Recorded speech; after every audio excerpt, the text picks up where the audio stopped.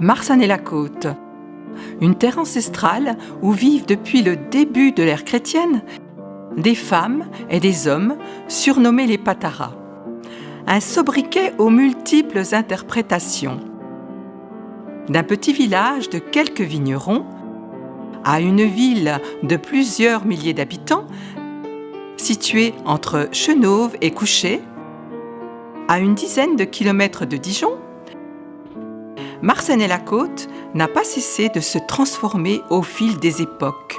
Nous parcourons une partie de son histoire à travers le témoignage de femmes, d'hommes, de lieux et d'événements.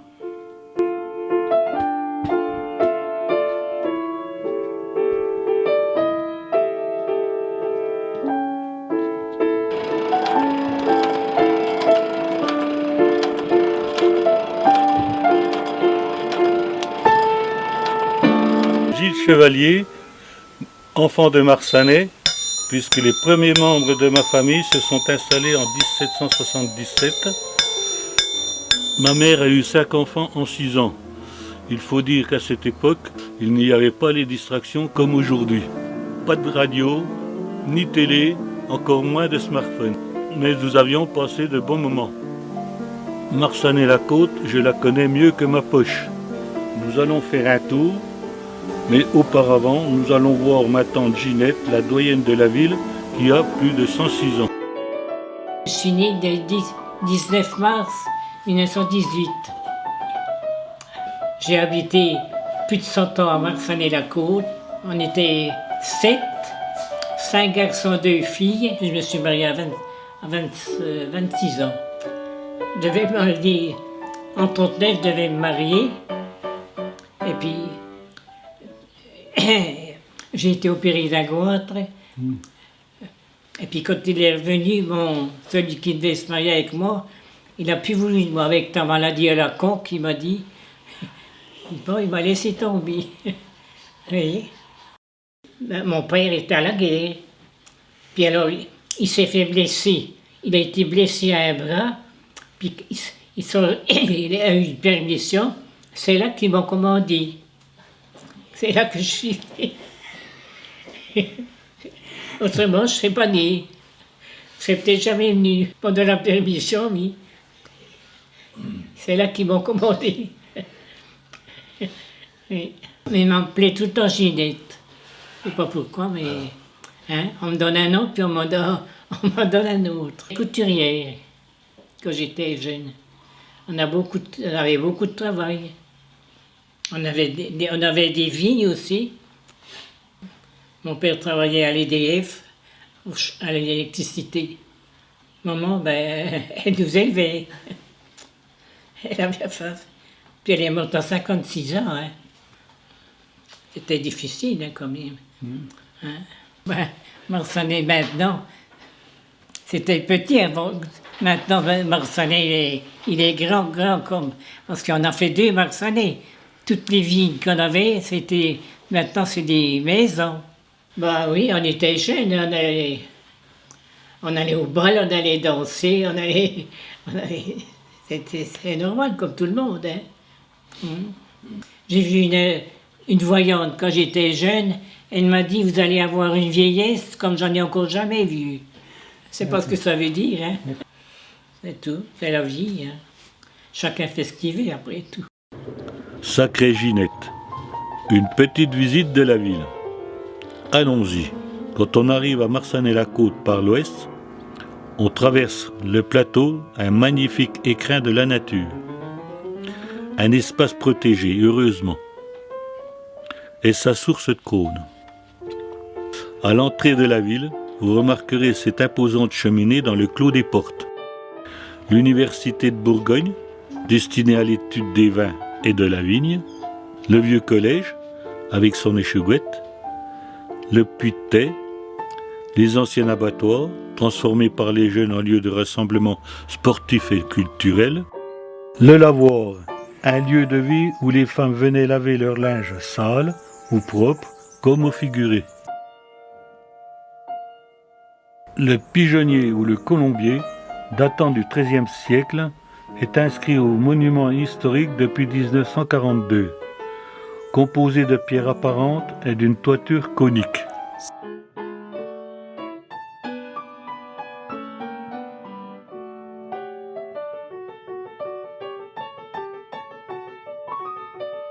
La Maison des Sociétés, un établissement culturel et associatif avec un parc aménagé où on peut flâner et admirer des œuvres d'artistes, comme cette sculpture sur ce tronc d'arbre. La maison commune, la mairie, Marsanet-la-Côte, une ville qui a du charme. Il reste beaucoup de choses à découvrir.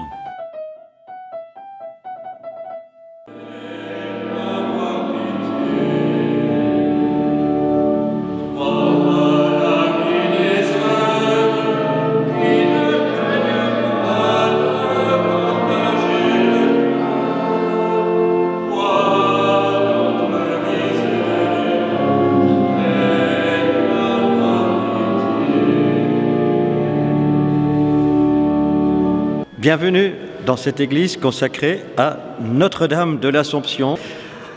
Le chœur de l'église avec cette fresque est orienté au sud, ce qui est aussi une particularité de cette église, qui a été construite au XIXe siècle sur une ancienne église qui, elle, était orientée correctement de l'est à l'ouest. Vous savez que les églises accueillent le soleil levant, donc elles sont du côté est pour le chœur et du côté ouest pour la façade. C'est une église qui est très agréable pour célébrer parce qu'elle est très spacieuse, très large.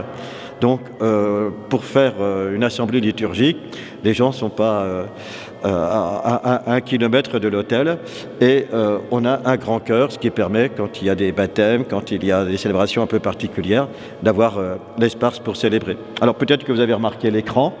Ça, c'est une particularité de nos 3 paroisses, puisque l'église de Marsanet fait partie de l'ensemble paroissial de Marsanet qui compte Marsanet, Couchet et Périgny.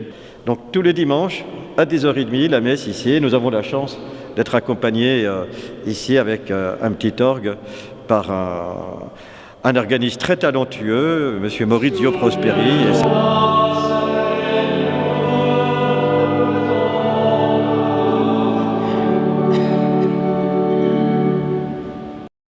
Les vitraux. Vous avez donc ici Saint-Louis Rat de France en train de porter la couronne d'épines.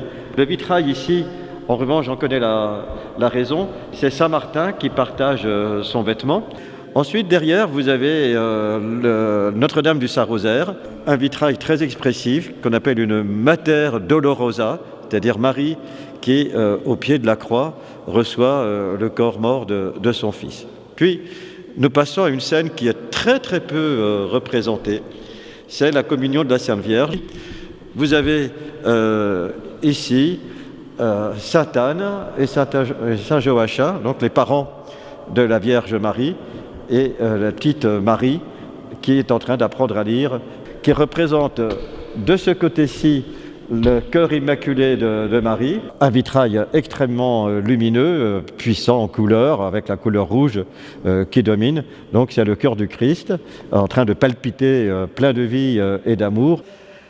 Cette église est une église paroissiale. Ça veut dire qu'elle a vocation à être ouverte à tous. Alors les grands moments, nous les connaissons, hein, la naissance, avec les baptêmes, pour les mariages, et puis elle accueille aussi, et là c'est vraiment pour un temps de réconfort, pour que tous les moments de la vie puissent être remplis d'espérance, y compris les moments difficiles. Cette église nous accueille pour les obsèques, mais c'est vraiment l'occasion de pouvoir dire aux familles qui sont dans le deuil que nous sommes avec elles et que cette église leur ouvre tous ces trésors de sérénité et de paix. Que la paix soit sur vous.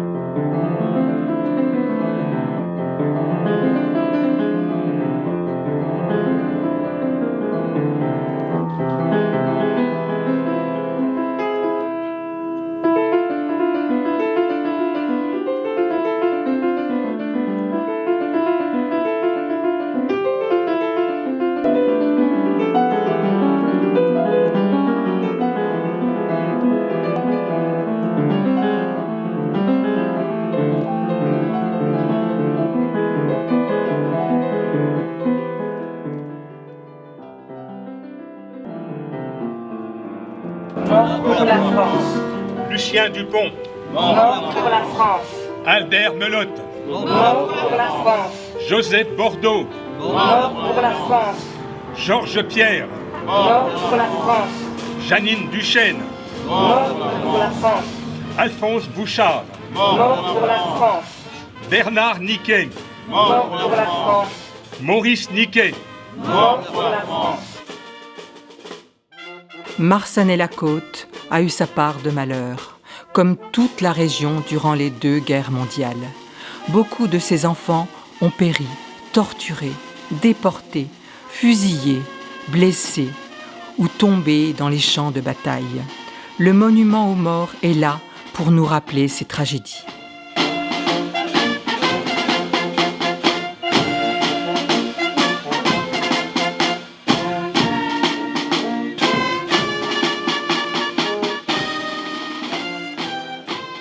Christiane Letellier, je suis née le 16 avril 1943, en plein milieu de la guerre. Et mon histoire est assez particulière parce que mes 2 parents étaient engagés dans la résistance. Mon papa, natif de Corrèze, est venu habiter en Côte d'Or et très vite il s'est engagé, mais pas dans la petite résistance, on va dire dans la grande résistance, la résistance à main armée. Il a été très vite recherché et puis finalement arrêté et il sera fusillé au Mont-Valérien le 26 février 1943. Ma maman, de son côté, était son agent de liaison parce qu'il avait de faux papiers, il était recherché pendant toute la période de la guerre.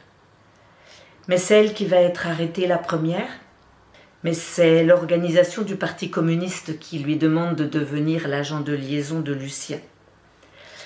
Donc, elle devait rentrer la première dans les rendez-vous. C'est elle qui va être arrêtée la première, après avoir fait de multiples actions. Internée au fort du Ha, à Bordeaux, puis livrée aux nazis, au fort de Romainville, avant d'être déportée à Ravensbrück. Entre-temps, moi je suis née, ça n'a pas été simple. Maman doit me laisser à des personnes de la Croix-Rouge, et elle part le lendemain même à Ravensbrück. Elle ne reviendra que 2 ans plus tard. Mes grands-parents paternels habitaient Marsanais, c'est comme ça que je suis venue habiter dans cette commune. Oui, ils ont toujours vécu à Marsanais, voilà, jusqu'à la fin de leur vie. Oui, ils m'ont transmis de sacrés enseignements, mais je me suis engagée très jeune, voilà, dans le militantisme politique, syndical, mouvement de la paix, secours populaire. Voilà, la vie est très vilaine aujourd'hui. S'ils revenaient, je ne sais pas ce qu'ils penseraient de l'état du monde, qui ont sacrifié leur vie pour ça. Parce qu'il est vraiment lamentable. J'ai crié pendant des années, très fort, ou à l'intérieur de moi, plus jamais ça. Mais le plus jamais ça est revenu. La bête immonde est encore là. On massacre, on tue des enfants, des jeunes, des adultes. Le monde marche à l'envers. La planète aussi va mal. Tout ça me révolte, me désole. Et voilà, je fais ce que je peux, mais je ne sais pas si ça a un sens. Enfin, j'espère quand même. Robert Nagy, président de Cardiométrie 21, association fondée en 1988. Nous sommes 40 adhérents. Nos activités sont destinées à la remise en forme des opérés du cœur, problèmes cardiaques. Nous nous retrouvons les lundis et jeudis de 17 à 19 h à la salle du Rocher, Marsanne-la-Côte. Nos activités sont de faire pédaler des personnes sujettes à des maladies de cœur, d'obésité, voilà. Bon, ils font du vélo, du marcheur, des rameurs, et on a même 1 heure de gymnastique prévue le lundi et le jeudi. La rigolade. C'est parti, on va faire des squats en ouverture. posture avec les pointes de pied vers l'extérieur. Votre ballon dans la main droite. Voilà, vous tenez bien droit. On plie les genoux. 4, 5, 6, et parti. Et 2. Allez, on frappe 2. Et on plie. Et on lance. Et on plie. Allez, on frappe une fois dans les mains.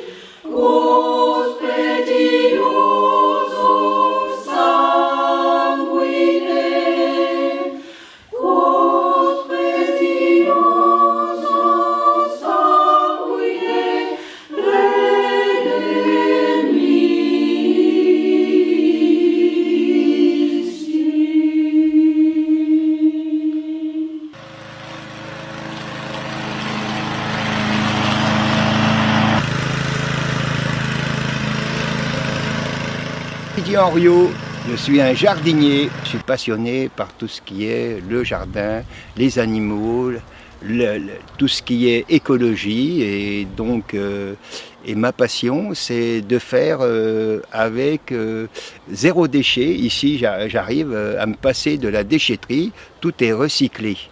Et donc, de ma passion, je suis parti, j'ai adhéré donc à l'association de Marsanais JVMC, Verger et Jardin de Marsanais-la-Côte. Et je suis membre du conseil d'administration et responsable des jardins-écoles. Alors, les jardins-écoles, c'est ce qui m'amène à partager ma passion avec les jeunes enfants. Et donc, et ce qu'il y a, c'est très intéressant de voir l'évolution de ces jeunes qui viennent d'année après année et qui, en fait, ça me fait un petit peu rire, mais expliquent aux parents les variétés de tomates et autres. Et certains arrivent à décliner 6 variétés de tomates, alors qu'un adulte, pour connaître déjà 3 variétés, c'est déjà pas mal. Alors ici, bien sûr, nous sommes sur la terre maraîchère des Pataras. Ici, la terre à Marsanais-la-Côte, c'est une longue histoire. Donc les vignerons, les jardins ouvriers, tout ça. 45 variétés de fruits et légumes, des pommes, des quetches et autres, des courgettes, des courges. On a fait jusqu'à 40 variétés de courges. On est des spécialistes des curcubitacées à Marsanais. Ici, nous avons une grande variété d'arbres fruitiers, donc noyers, quetchés, on a aussi pommiers, poiriers, on a néfliers, on a aussi cognaciers. La particularité donc sur cette terre maraîchère, c'est la mare. La mare qui, à l'origine, depuis plusieurs centaines d'années, alimentait les jardins, alimentait le maraîcher local. Et donc cette mare, c'est une richesse au niveau de la faune qui recèle beaucoup de batraciens, dont les fameux tritons alpestres. Ici, nous pouvons recenser jusqu'à 400 tritons alpestres. Les grenouilles, donc les serpents, donc la principale variété de serpents, c'est en fait la reine, c'est la couleuvre d'Esculape, qui est super sympa. Ici, j'ai 3 couleuvres, dont une de 1,85 m. Alors tous les ans, elle me laisse sa mue, elle l'a laissée ce matin, là, et on peut mesurer tous les ans cette couleuvre magnifique.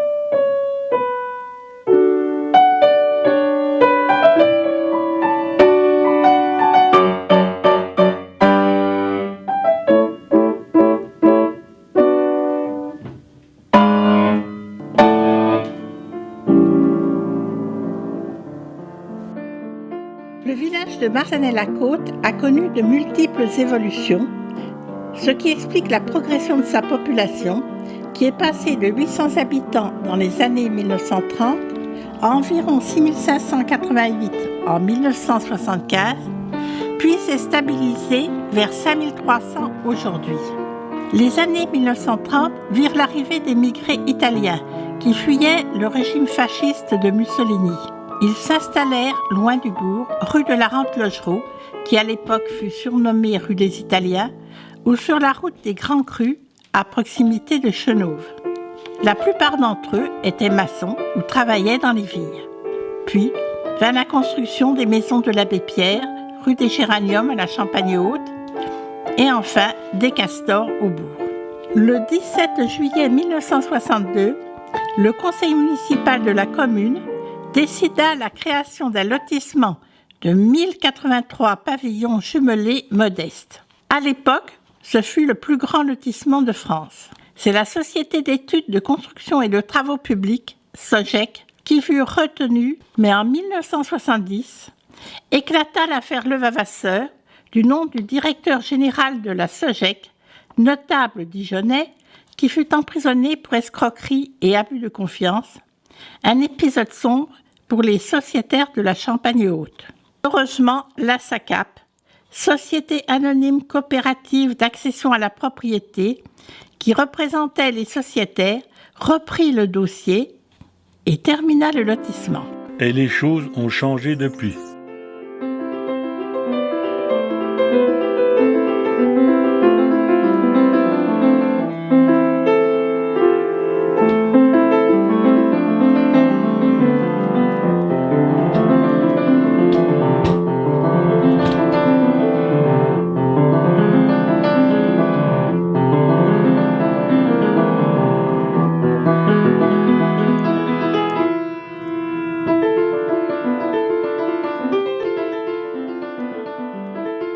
Christian Melin, je suis arrivé à Marsanais-la-Côte il y a 32 ans environ. J'étais à la recherche d'un établissement susceptible d'accueillir mes chevaux, puisque c'était une passion familiale. J'ai trouvé ce poney club en vente, j'ai sauté dans le bateau et avec toute ma petite famille, on s'est lancé à faire un centre équestre pour chevaux de sport, essentiellement chevaux de saut d'obstacle. Nous avons eu la chance de trouver cet établissement au milieu d'un site formidable et Marsanais, pour ça, a été vraiment un point de chute extraordinaire. Nous sommes parvenus avec un bon travail à un bon niveau. Mon fils aujourd'hui monte en international. Mon autre fils prépare ses chevaux. Ma fille travaille aussi dans les chevaux. Et on se fait un grand plaisir à préparer, élever même des chevaux et à les emmener au plus haut niveau. Marsanais-la-Côte m'a bien accueilli. J'ai le plaisir de recevoir en toute liberté les enfants du village quand ils veulent. J'ai eu des expériences de jeunes filles surtout qui sont venues faire des soins aux chevaux, qui ont passé toute leur enfance ici et avec qui on garde une amitié formidable. Et le site Marsanais-la-Côte est formidable pour exercer ce que l'on fait. Alors, j'ai pris comme politique de laisser la structure, qui est quand même privée, ouverte à tous les gens qui se promènent, qui viennent voir les chevaux. C'est avec grand plaisir qu'on leur fait faire connaissance avec tous les champions ou futurs champions qui sont ici. Et on a beaucoup de plaisir à voir les jeunes enfants s'approcher, essayer de leur caresser le museau, prendre un petit peu goût à la nature et à l'environnement avec les bêtes.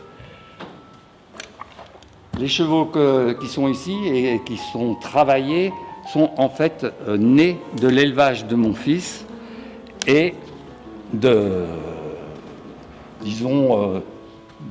3 ans jusqu'à la fin de leur carrière. Tout est programmé ici. Et la vie continue avec les petits-enfants. Et un grand plaisir de les voir aussi se passionner, aider et participer à la vie familiale. Les chevaux ayant toujours été pour nous un vecteur de fusion, d'entente, de retrouvailles familiales.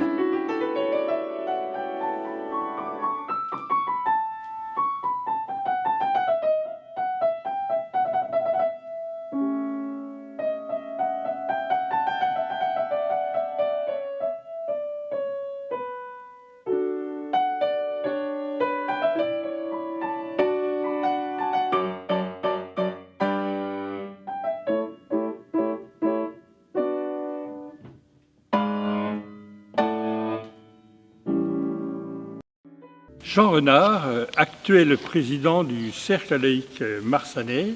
Nous avons au sein de notre association deux secteurs, un secteur culturel et un secteur sportif. Au niveau de la culture, nous pouvons rencontrer la section théâtre, qui est une des plus anciennes du Cercle, et également la section photo, ciné-son, qui travaille essentiellement sur des films passés à la maison de Marsanais. Au niveau du secteur sportif, dont la première section fut le football, qui est toujours présente, en 1969. Dans la section handball, qui compte pas loin de 300 adhérents, et une section masculine qui évolue à tous les niveaux d'âge. Les Seigneurs 2 qui évoluent en championnat de France de National 2. La section féminine est intéressante parce qu'elle a évolué à différents degrés de hiérarchie. La section tennis de table, qui est en fait la plus ancienne section du Cercle laïque marsanais. Elle compte parmi, voire même la plus importante de Côte d'Or et évolue aujourd'hui en pré-national. La section cyclotourisme est une section très ancienne puisqu'elle est pratiquement là depuis le début de l'association. La section yoga est une section de loisirs essentiellement féminin, même s'il y a quand même des hommes aujourd'hui qui pratiquent. Aujourd'hui, nous pouvons être fiers de ce que nous avons fait au niveau du Cercle laïque et surtout rendre un hommage particulier à ceux qui m'ont précédé. Je pense que le CLM est un de ceux qui montrent l'exemple. Daniel Guyard, président du club de gymnastique de Marsanais depuis 1989. J'ai succédé à mon grand-père qui a créé le club en 1922, c'était Nicolas Guyard. Et nous avons des sections de gymnastique artistique, gymnastique rythmique, gymnastique d'entretien et les baby-gym.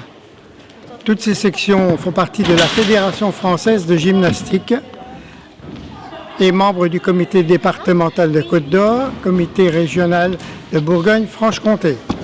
Nous participons à toutes les compétitions de sélection par les départements, ensuite par les régions, et ensuite, peut-être, si c'est des sélections, pour les championnats de France. Nous avons déjà participé plusieurs fois au championnat de France. Parmi nos adhérents, nous avons les babys depuis les 4 ans, depuis qu'ils sont pris dans les écoles maternelles, et nous allons jusqu'aux seniors avec les gyms volontaires qui sont avec des personnes où on en a qui ont plus de 80 ans.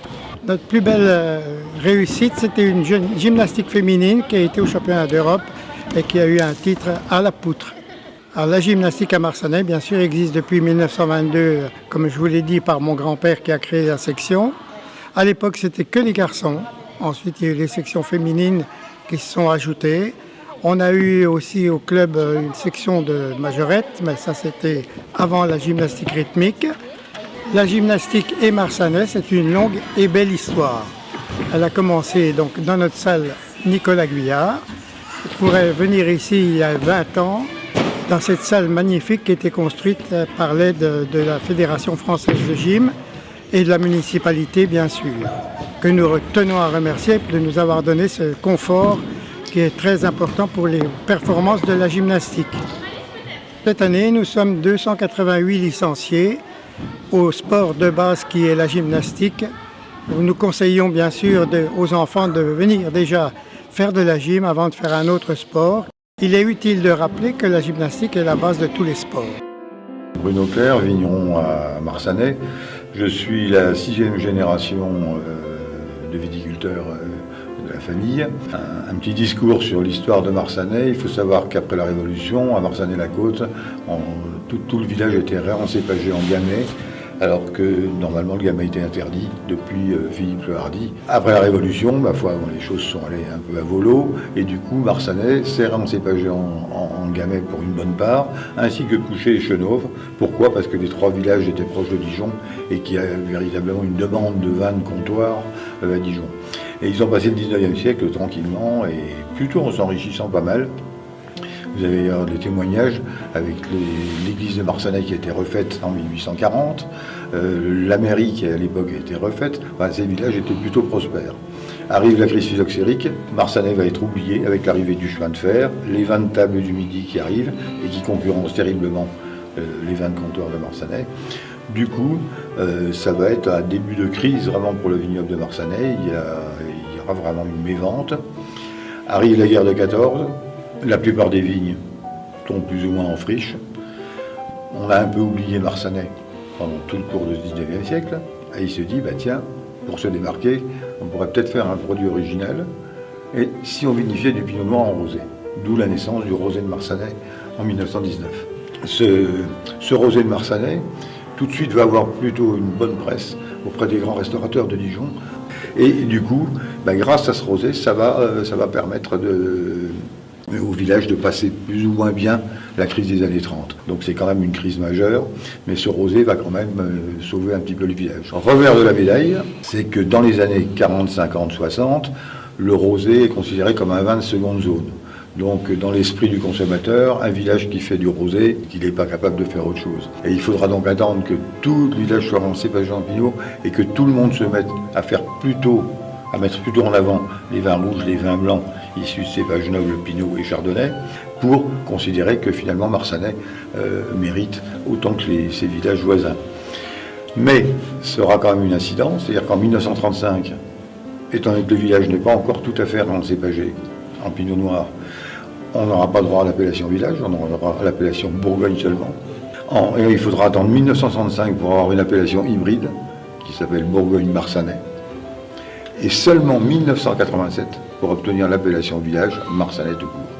Alors vous voyez que quand on fait une erreur pour des raisons, je dirais presque mercantiles, pendant presque un siècle, au 19e siècle, parce qu'on voit l'enrichissement immédiat, et ça coûte très cher pour les 3 ou 4 générations qui suivent. Voilà.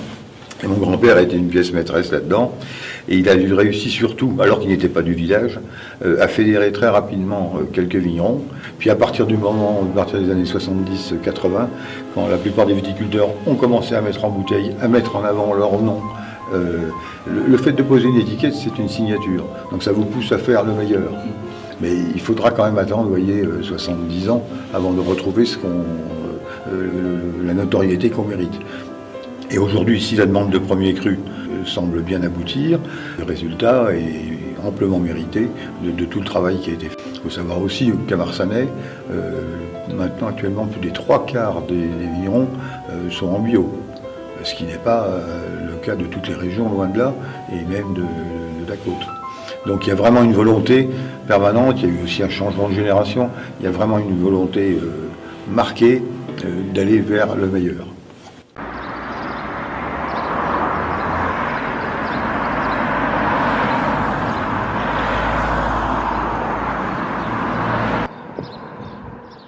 Michel Philippon, donc le co-gérant de la Table du Rocher à Marsanais-la-Côte, donc un établissement atypique, parce que c'est le 3e plus ancien café de France et le premier de Bourgogne avec les décors d'origine, début 19e, 1828 à peu près, et qui a toujours été en activité malgré les 2 conflits mondiaux, avec à sa naissance café, relais de diligence, arrêt pour chevaux, pompe à essence, tous les services du début du 19e étaient là jusqu'à nos jours, sauf que quelques activités ont disparu, donc la messagerie, les pompes à essence, et ça reste maintenant un restaurant traditionnel. En passant auparavant avec un café, un menu pour ouvriers et routiers. Donc maintenant nous célébrons une cuisine un peu traditionnelle avec des produits de saison, de tendance. Et le lieu est resté tel atypique dans son jus, puisqu'il est classé monument historique depuis 2015. Inscrit déjà et classé en 2017 puisque nous sommes rentrés avec le projet des climats de Bourgogne classé au patrimoine mondial de l'UNESCO. Donc je suis co-gérant avec mon associé et donc ça fait déjà 13 ans que nous exploitons ce lieu.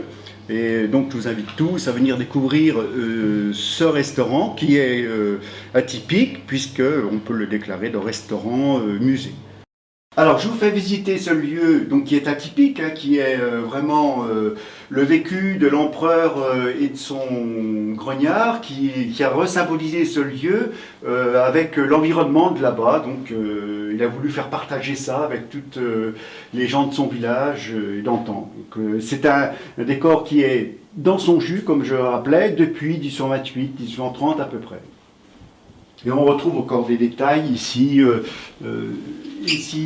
Ici, donc ce sont des pipes où on insérait les cierges pour illuminer le lieu. Alors cette fresque-ci représente le château de Joséphine de Beauharnais, donc les dames les 3 oubliées, donc la première impératrice de France, qui avait rendu également hommage, puisqu'il avait adulé ce couple, et donc son château, le château de Rouen-Malmaison, qu'il avait acquis en 1799. Alors cette partie-là, côté gauche, ça représente les heures de gloire de l'empereur, et donc Samuel Grognard l'avait accompagné. Ça reflète le delta du Nil, avec pour rappel le phare d'Alexandrie. Sur le rocher, on retrouve le fort de l'île d'Elbe. Et cette partie ici, côté Corse, pardon, avec l'hommage à l'empereur sur son île natale. Les fresques ont été réalisées par un grognard de Napoléon qui l'avait accompagné sur l'île d'Elbe. Donc tout ce décor intérieur est lié symboliquement avec l'empereur. Alors sur la scène que vous avez ici, c'est la route, la grande route qui a devant, donc la route qui reliait Châlons à Dijon. Et on voit juste la ferme d'en face de la route.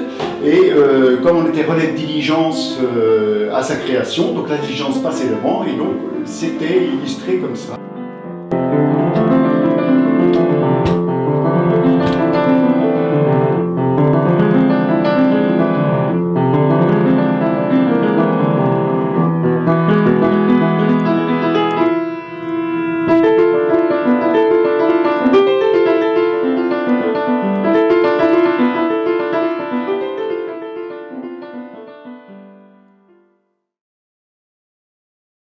Nous sommes à Marsanais-la-Côte et nous sommes les Pataras.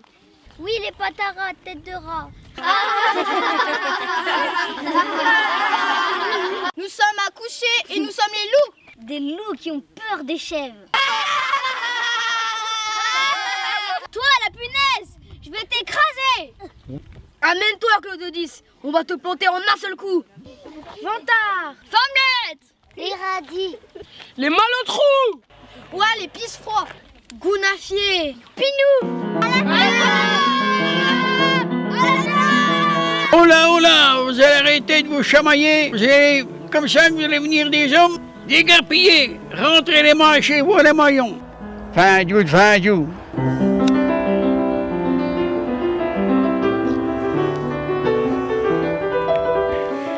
Fabienne Scarpa-Limbardet, directrice de la troupe d'Escarlins depuis 1992. Cette troupe a débuté en 1965 à Périgny-les-Dijon. Cette troupe elle a été créée par mes parents. Au tout début, ça s'appelait le Petit Théâtre de l'Amitié. Mes parents adoraient ramener les enfants chez eux pour leur faire quelques petites piècettes de théâtre, ou ma maman couturière faisait les costumes à la main, continue toujours à faire tous les costumes pour la troupe actuellement. Mon papa faisait quelques décors. Cette troupe, elle a perduré pendant des années. L'Escarline, c'est une grande histoire de famille. Ça a perduré et puis nous avons déménagé à Marsanais-la-Côte. On a continué cette grande histoire, déjà dans une toute petite salle à Marsanais, puis plus tard à la maison de Marsanais, et puis maintenant dans une autre salle.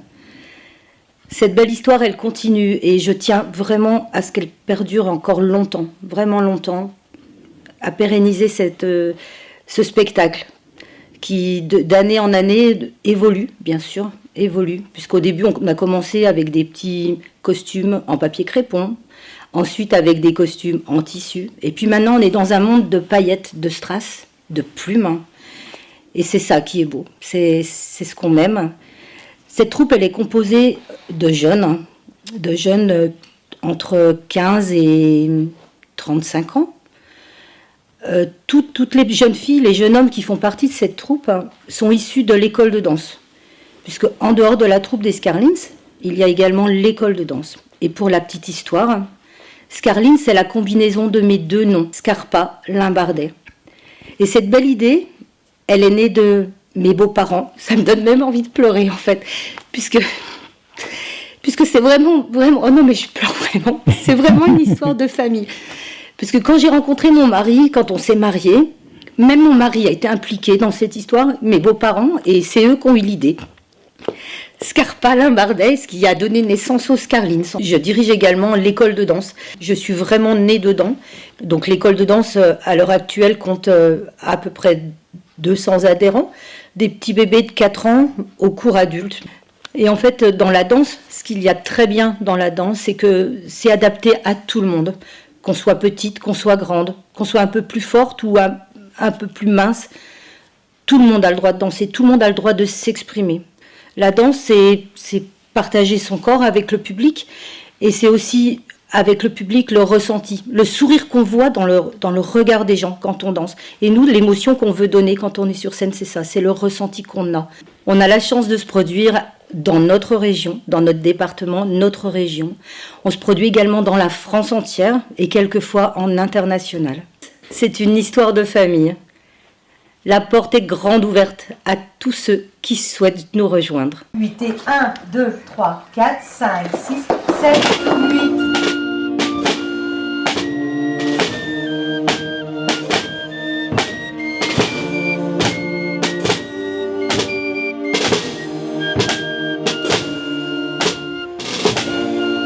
Olivier Leroy, je suis le directeur du centre musical de Marsanais.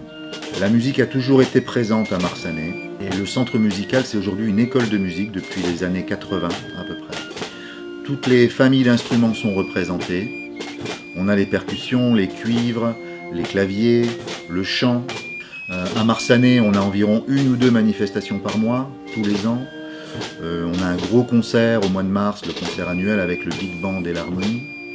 L'école de musique aujourd'hui, c'est environ 200 élèves qui est ouverte à tous, de l'âge de 5 ans jusqu'à... on a environ 200 élèves aujourd'hui qui apprennent à l'école de musique, mais l'école de musique, c'est pas seulement un lieu d'apprentissage, c'est aussi une aventure musicale.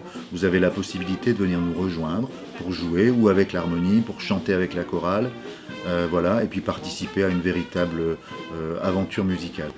N'hésitez pas à nous contacter, on vous attend, nombreux.